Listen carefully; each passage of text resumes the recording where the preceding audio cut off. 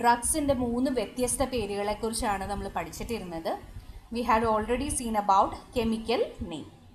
ഇനി അടുത്ത പേരാണ് non proprietary name. So non proprietary name എന്ന് പറയുന്നത് it is the name which is accepted by a competent scientific body. എന്ന് വെച്ചിട്ടുണ്ടെങ്കിൽ ഓരോ കൺട്രിയിലും ആ ഒരു കൺട്രിയിലെ ഡ്രഗ്സ് അല്ലെങ്കിൽ മെഡിസിൻസ് ഇതിനെയൊക്കെ കൺട്രോൾ ചെയ്യുന്ന ഒരു അതോറിറ്റി ഉണ്ടാവും അല്ലേ. നമ്മളുടെ ഇന്ത്യയിലാണെങ്കിൽ there is a drug authority which controls the movement, the export, the import as well as the use of drugs in our country.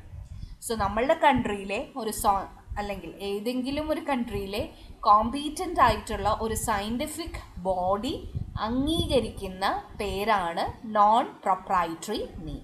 So it is the name which is accepted by a competent scientific body. അപ്പോൾ ഒരു ഡ്രഗിന് ചിലപ്പോൾ ഇന്ത്യയിൽ ഒരു പേരാവാം, കാരണം ഇന്ത്യയിൽ ഒരു drug അതോറിറ്റിയാണ് അല്ലേ. USA അവരുടേതായ ഡ്രഗ് അതോറിറ്റി ഉണ്ടാവും. സോ അവർ വേറൊരു പേരിട്ടെന്ന് വരാം. സോ അങ്ങനെ ഒരേ ഡ്രഗിന് പല കൺട്രീസിൽ പല പേര് ഉണ്ടായെന്ന് വരാം.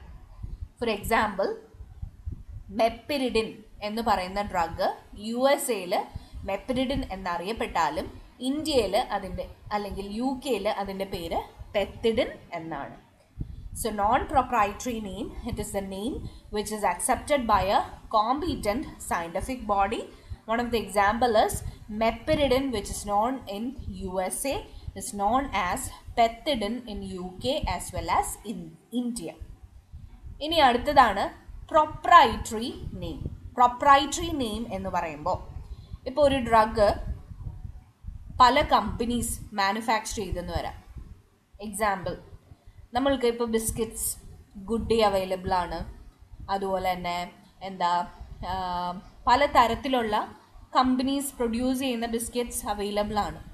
അപ്പോൾ ഇപ്പോൾ ബട്ടർ കുക്കീസ് ആണ് എങ്കിൽ പോലും ഈ ബട്ടർ കുക്കീസിന് ഓരോ കമ്പനിക്കാർ ഓരോ പേരിടും അല്ലേ. അപ്പോൾ അവരുടേതായിട്ടുള്ള അല്ലെങ്കിൽ മാനുഫാക്ചർ ചെയ്യുന്ന കമ്പനികൾ ആ ഡ്രഗ്സിന് ഓരോ പേര് കൊടുത്തെന്ന് വരാം. ഇനി ഡ്രഗ്സിൻ്റെ എക്സാമ്പിൾ പറയുകയാണെങ്കിൽ പാരസിറ്റാമോൾ എന്ന് പറയുന്ന സിമ്പിൾ ഡ്രഗ് അത് മാർക്കറ്റിൽ പോയിട്ടുണ്ടെങ്കിൽ എന്തോരം പേരുകളിൽ അവൈലബിൾ ആവും. നിങ്ങൾക്ക് കുറേ പേരുകൾ അറിയാമായിരിക്കും അല്ലേ. വാമോൾ എന്ന് പറയുന്ന ഡ്രഗ് നമ്മൾ കഴിച്ചിട്ടുണ്ടാവും. കാൽപോൾ എന്ന് പറയുന്ന ഡ്രഗ് നമ്മൾ കഴിച്ചിട്ടുണ്ടാവും. വാർഡുകളിലൊക്കെ പോകുമ്പോൾ നമ്മളുടെ പെർഫാൽഗൻ എന്ന് പറയുന്ന പാരസിറ്റാമോൾ കണ്ടിട്ടുണ്ടാവും. So all this is basically paracetamol.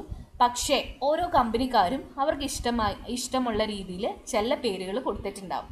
So this is known as proprietary name, which is the name assigned by the manufacturer. One of the example is paracetamol, which is known as Vamol, Calpol, Perfalgan, etc. പല പേരുകൾ ഇനിയുണ്ട്, ഇത്രയും മാത്രമേ ഞാൻ പറയുന്നുള്ളൂ. So this is about the 3 different names of a drug.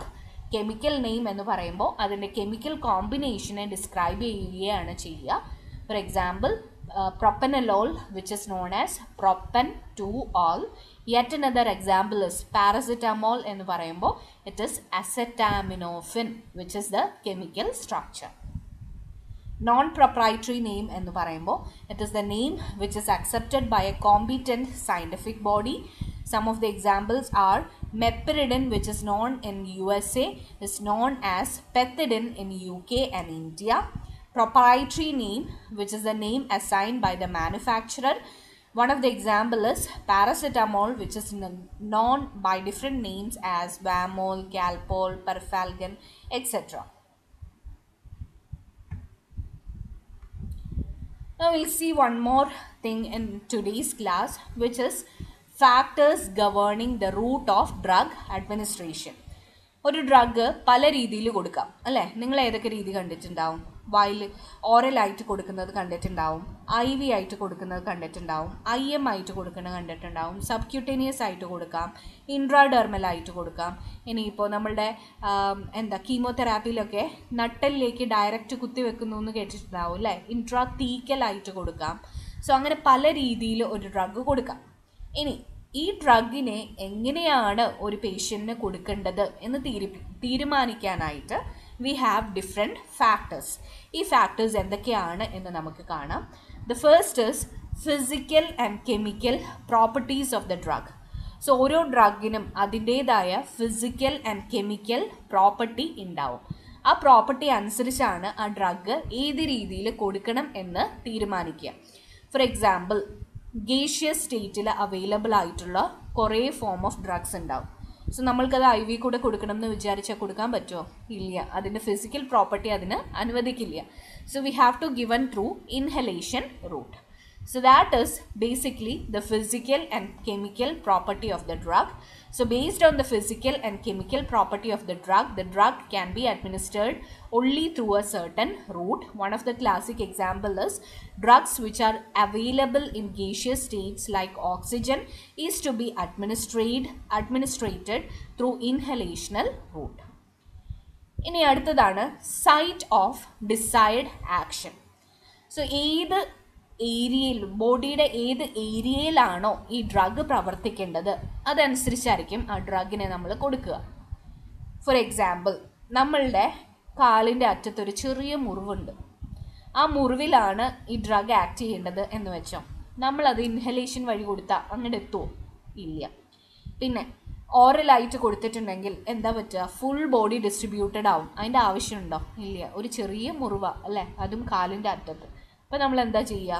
ടോപ്പിക്കലായിട്ട് apply ചെയ്യും. ഓയിൽമെൻ്റ് ആയിട്ട് ആ ഒരു മുറിവിൻ്റെ മുകളിൽ പരട്ടും.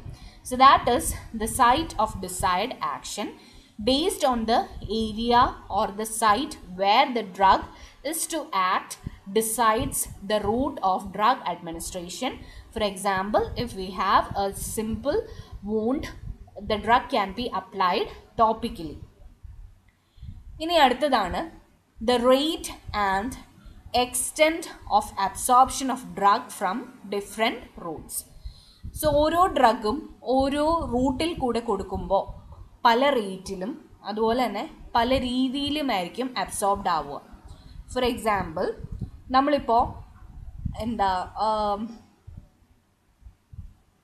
പാരസിറ്റമോൾ എന്ന് പറയുന്ന ഡ്രഗ് IV ആയിട്ട് കൊടുക്കുകയാണെങ്കിൽ the rate of absorption would be very fast അല്ലേ.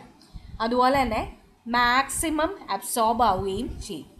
അതേസമയം ഓറലായിട്ട് കൊടുക്കുകയാണെങ്കിൽ അത് അബ്സോർബ് ചെയ്യാൻ കുറച്ച് സമയം എടുക്കും. കാരണം ആദ്യമേ അത് ഡൈജസ്റ്റായി പിന്നെ ബ്ലഡിലേക്ക് എത്തി ബ്ലഡിൽ നിന്നും അത് ബോഡിയിലേക്ക് സർക്കുലേറ്റ് ചെയ്യണം. അതേസമയം നേരെ ബ്ലഡിൽ കൊടുക്കുകയാണെങ്കിൽ ടൈം കുറയ്ക്കാനായിട്ട് പറ്റും അല്ലേ. Rate of absorption is fast. പിന്നെ ഓറലായിട്ട് കൊടുക്കുമ്പോൾ വയറ്റിലെത്തി അവിടെ നിന്ന് മെറ്റബോളൈസായി അബ്സോർബ് ആവുമ്പോൾ കുറച്ച് ഡ്രഗൊക്കെ അവിടെ വിട്ടുപോയെന്ന് വരും. സോ കംപ്ലീറ്റ്ലി അബ്സോർബ്ഡ് ആയെന്ന് വരില്ല അല്ലേ. സോ ഓരോ അസുഖത്തിനും ലൈക്ക് ഭയങ്കര പനിയാണ്, പേഷ്യൻ്റ് വിറച്ച് നമുക്ക് 105 ഡിഗ്രി പനിയൊക്കെ ഉണ്ട്. ആ ഒരു സ്റ്റേറ്റിൽ നമുക്ക് പെട്ടെന്ന് ആക്ട് ചെയ്യുകയും ചെയ്യണം, അതുപോലെ തന്നെ പെട്ടെന്ന് അബ്സോർബ് ആവുകയും ചെയ്യണം, മാക്സിമം അബ്സോർബ് ആവുകയും ചെയ്യണം. അപ്പോൾ നമ്മൾ എന്ത് ചെയ്യും? IV കൂടെ കൊടുക്കും, അല്ലെങ്കിൽ ഫാസ്റ്റ് ആയിട്ടുള്ള ഒരു റൂട്ടിൽ കൂടെ കൊടുക്കും. അതേസമയം ഇത്തിരി പനിയൊക്കെ ഉള്ളൂ, ചെറിയ തലവേദനയൊക്കെ ഉള്ളൂങ്കിൽ വി ക്യാൻ വെയിറ്റ്. അപ്പോൾ നമ്മൾ ഓറൽ റൂട്ടിൽ കൂടെ കൊടുത്തെന്ന് വരാം. So according to the rate and extent of absorption of the drug from different routes, we can give the drug or administer the drug through different routes.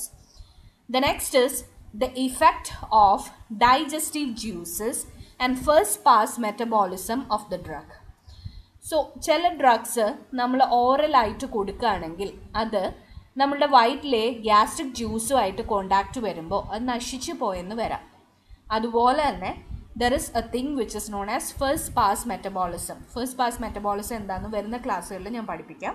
ഇത് drug systemic circulation എത്തുന്നതിന് മുമ്പേ കുറച്ച് നശിച്ചു പോകുന്ന ഒരു മെക്കാനിസം അല്ലെങ്കിൽ ഒരു ഫിനോമിനനാണ് first pass metabolism. So അത് കാരണം ചില ഡ്രഗ്സ് നമ്മൾ ഓറൽ റൂട്ടിൽ കൂടെ കൊടുക്കില്ല, സ്പെസിഫിക് ആയിട്ടുള്ള വേറെ റൂട്ട്സിൽ കൂടെ മാത്രമേ കൊടുക്കുകയുള്ളൂ. One of the example is insulin. Insulin എപ്പോഴെങ്കിലും നിങ്ങൾ കണ്ടിട്ടുണ്ടോ ഓറൽ റൂട്ടിൽ കൂടെ കൊടുക്കാൻ? ഇല്ല. അതിൻ്റെ കാരണം അത് ഒന്ന് ഡൈജസ്റ്റീവ് ജ്യൂസുമായിട്ട് വരുമ്പോൾ അത് നശിച്ചു പോവും. രണ്ട്, first pass metabolism of insulin is very high. That is why we administer insulin as subcutaneous or IV route. So some drugs, they get destroyed when they come in contact with digestive juices, and